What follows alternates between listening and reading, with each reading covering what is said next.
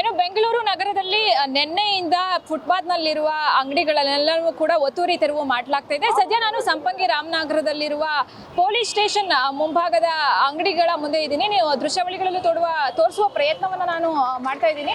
ಹೇಗೆ ಅಧಿಕಾರಿಗಳು ಏನು ಫುಟ್ಪಾತ್ಗೆ ಸೇರಿರುವ ಶೀಟ್ಗಳನ್ನು ಕಿತ್ತಾಕ್ತಾ ಇದ್ದಾರೆ. ಏನು ಈಗಾಗಲೇ ಏನು ಬೆಂಗಳೂರು ನಗರ ಅಭಿವೃದ್ಧಿ ಆಗಿರುವ ಕೃಷ್ಣ ಬೈರೇಗೌಡ ಒಂದು ಖಡಕ್ ಎಚ್ಚರಿಕೆಯನ್ನು ನೀಡಿದ್ರು.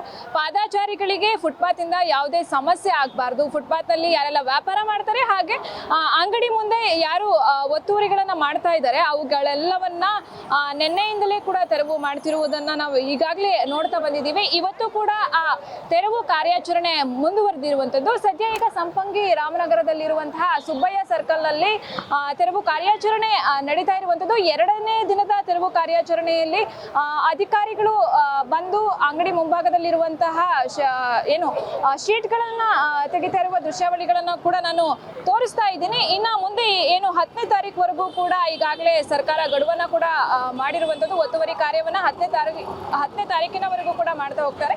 ಇನ್ನ ಯಾವೆಲ್ಲ ರೀತಿಯ ಈಗಾಗಲೇ ಕೂಡ ಬೀದಿ ಬದಿ ವ್ಯಾಪಾರಿಗಳು ಕೂಡ ಇದಕ್ಕೆ ಆಕ್ರೋಶಗಳನ್ನ ಕೂಡ ಹೊರ ಹಾಕ್ತಾ ಇದ್ದಾರೆ. ಇನ್ನ ಮುಂದೆ ಯಾವೆಲ್ಲ ರೀತಿಯ ಆಗತ್ತೆ ಎಂಬುದನ್ನ ಕಾದ್ ನೋಡ್ಬೇಕಾಗಿದೆ. ಕ್ಯಾಮ್ರಾ ಪರ್ಸನ್ ತೇಜು ಜೊತೆ ಲಾವಣ್ಯ, ರೆಬೆಲ್ ಟಿವಿ, ಬೆಂಗಳೂರು.